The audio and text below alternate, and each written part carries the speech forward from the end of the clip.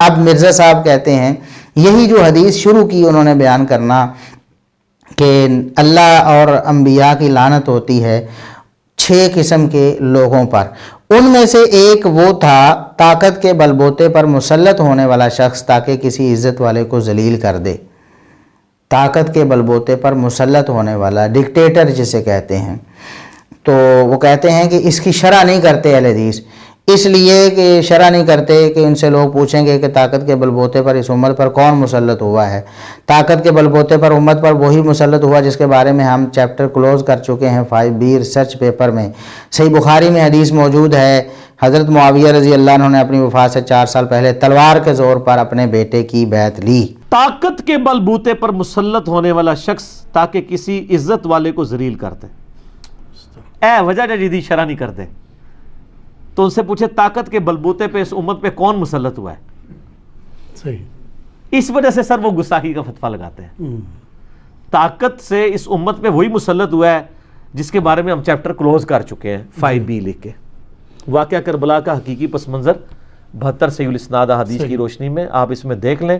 صحیح بخاری میں حدیث موجود ہے 4827 4827 کہ حضرت معاویہ رضی اللہ تعالیٰ عنہ نے اپنی وفات سے 4 سال پہلے تلوار کے زور پر اپنے بیٹے کے لیے بیعت لی۔ نعوذ باللہ، صحیح بخاری پر یہ کتنا بڑا جھوٹ ہے۔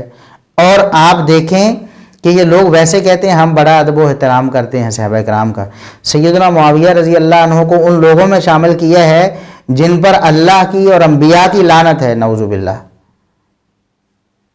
حدیث یہ پیش کی کہ ایسے شخص پر اللہ کی لعنت ہوتی ہے اور اللہ کے انبیاء کی لعنت ہوتی ہے، ایسا شخص جو بزور بازو کسی قوم پر مسلط ہو جائے تو کہتے ہیں کہ اس کی مثال سیدنا معاویہ رضی اللہ عنہ ہے، نعوذ باللہ۔ وہ لوگوں پر مسلط ہو گئے اور اس کے لیے جھوٹ بولنے سے بھی انہوں نے گریز نہیں کیا۔ صحیح بخاری پر جھوٹ بول دیا کہ انہوں نے تلوار کے زور پر اپنے بیٹے کے لیے بیعت لی اور صلح حسن کے اس عہد کو توڑ دیا کہ امت کو شورا کے حوالے کریں گے۔ حضرت معاویہ رضی اللہ تعالیٰ عنہ نے اپنی وفات سے 4 سال پہلے تلوار کے زور پر اپنے بیٹے کے لیے بیعت لی اور صلح حسن کے اس عہد کو توڑ دیا کہ امت کو شورا کے حوالے کریں گے۔ یہ دونوں باتیں جھوٹ ہیں۔ آپ صحیح بخاری اٹھا لیں 4827 نمبر، اس حدیث میں بلکہ دنیا کی کسی صحیح حدیث میں آپ کو یہ دونوں باتیں نہیں ملیں گی، بلکہ ان دونوں میں سے کوئی ایک بھی نہیں ملے گی۔ سیدنا معاویہ رضی اللہ عنہ نے تلوار کے زور پر تلوار تانی ہو بیعت کرو میرے بیٹے کی ورنہ گردن کاٹ دیں گے، ایک بات۔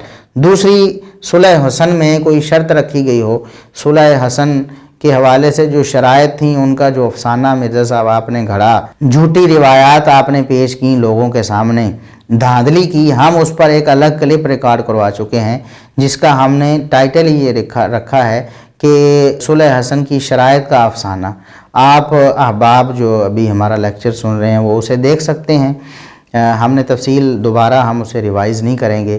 بہرحال بس خلاصتاً یہی کہہ دیتا ہوں کہ ایسا قطعاً ثابت نہیں ہے کہ صلح حسن جب ہوئی تھی اس وقت کوئی شرطیں رکھی گئی ہوں اور ان میں سے کوئی شرط ایسی ہو کہ سیدنا معاویہ رضی اللہ عنہ اپنے بعد اپنے بیٹے کو وہ حکمران نامزد نہیں کر سکیں گے بلکہ شورا کے حوالے کریں گے، ایسی کوئی بات نہیں ہے، بالکل جھوٹ پر مبنی ہے۔ اور سیدنا معاویہ رضی اللہ عنہ نے اپنے جو معتمر صحابہ تھے، صحابہ کرام جو ان کے قریبی تھے، ان سے مشورے کے بعد ہی یہ فیصلہ کیا تھا کہ اپنے بیٹے کو نامزد کریں۔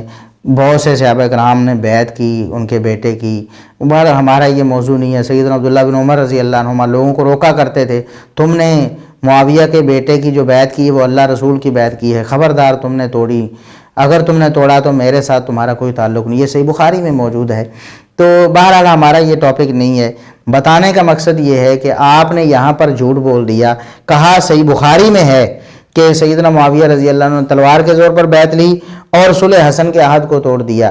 یہ دونوں باتیں صحیح بخاری میں دکھانا مرزا صاحب آپ کے ذمے ہے، تا قیامت ہے یا اپنی زندگی جب تک آپ کی ہے موت سے پہلے آپ اسے دکھائیں یا توبہ کریں کہ میں نے یہ جھوٹ باندھا سیدنا معاویہ رضی اللہ عنہ پر، ان کو بدنام کرنے کے لیے۔ ایسا کچھ بھی نہیں ہے۔